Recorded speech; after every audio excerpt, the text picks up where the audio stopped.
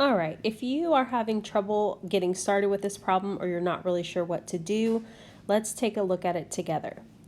We are trying to make a prime factorization tree for the number 12. So we are going to break it down as much as we can until we have all prime numbers in these circles.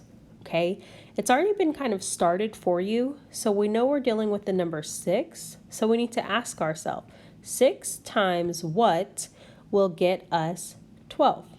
Okay, I did include a multiplication chart in your assignment, so you can go back and use that if you find that helpful. Let's take a look at the multiplication chart now on how to use it. So we know we're looking for the number 6, and we're trying to figure out what will get us 12. So let's start with 6, and I need to move all the way until I get to the 12. Well, there it is. Let's go up and look at the number in yellow. It's a 2.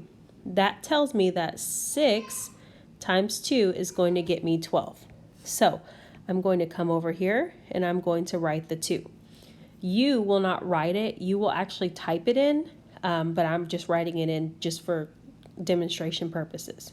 Okay, now let's move on and take a look at the 6. We need to figure out what times what will get us 6, and we know that they are both prime numbers.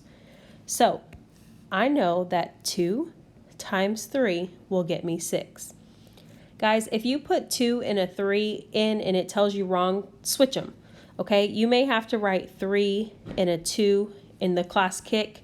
It's still the same thing, it's just in a different order.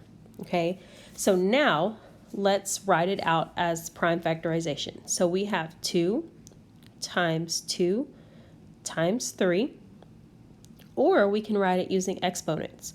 I can do 2, and there are 2 of them, so I'll put that to the power of 2, and then times 3. There's only one 3, so I can just leave it as 3. So I expect to see both forms written out on your class kick.